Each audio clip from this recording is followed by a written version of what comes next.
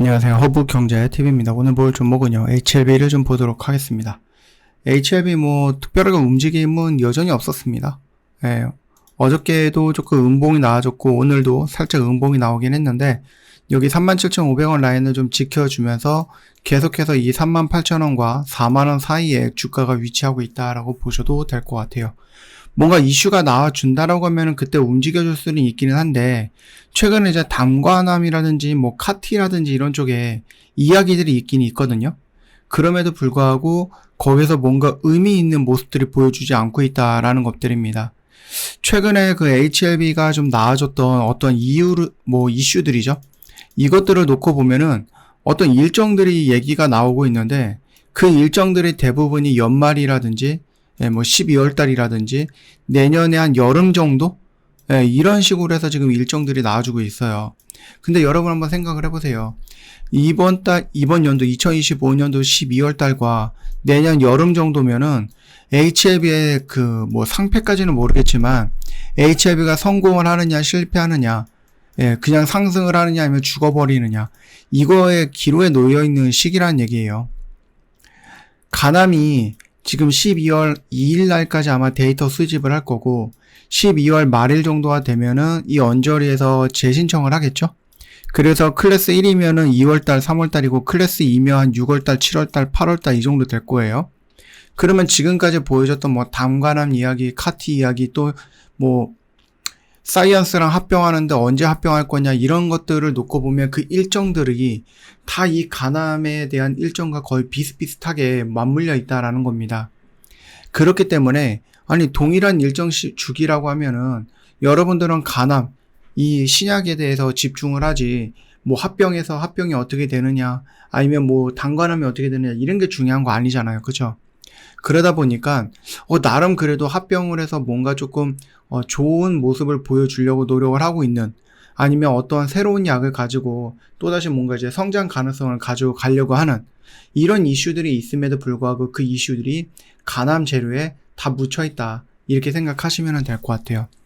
1차적으로 이 구간 라인을 좀 지켜줘야 되는 부분이고, 만약에 여기를 못 지켜준다 그러면은 좀 밀려 내려가고 35,000원까지 혹시라도 밀린다, 이걸 깨버린다라고 하면은 우리가 알지 못하는 시장에서 좀 소수만 알고 있는 어떠한 악재가 있지 않을까라고 우리는 고려해 볼 필요가 있을 것 같아요. 근데 그게 아니다라고 하면은 계속해서 한다?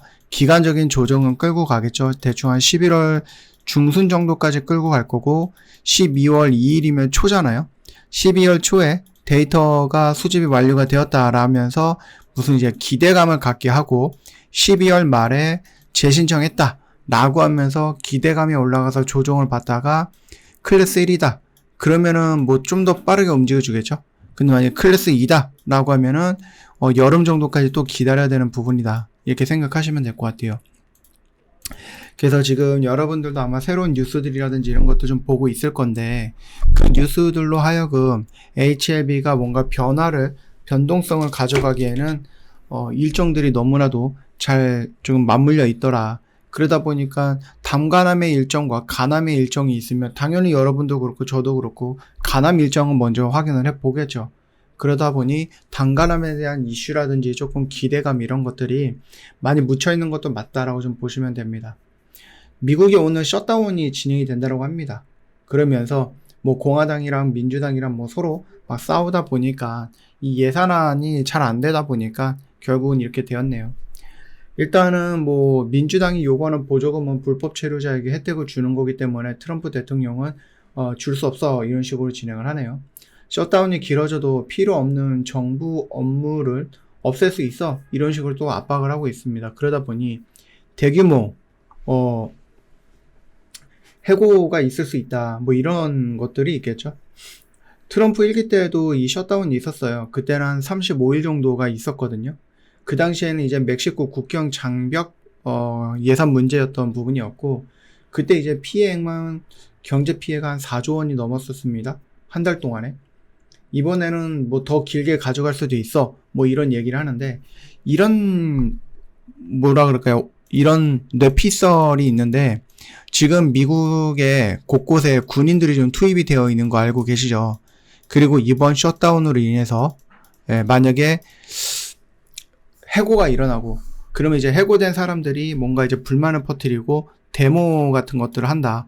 파업이라든지 데모 이런 것들을 한다라고 했을 때 이걸 또 핑계를 갖고, 물론 쉽게 되진 않겠지만 비상계엄이라든지 막 이런 것들도 염두하고 있는 게 아니야, 이런 식으로 막 소설을 여기저기 쓰고 있는 사람들도 있습니다.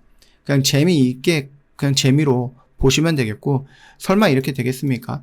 우리나라가 비상계엄이 됐는데 설마 미국도 이런 걸 또 하겠습니까? 예, 그러진 않을 것 같고요.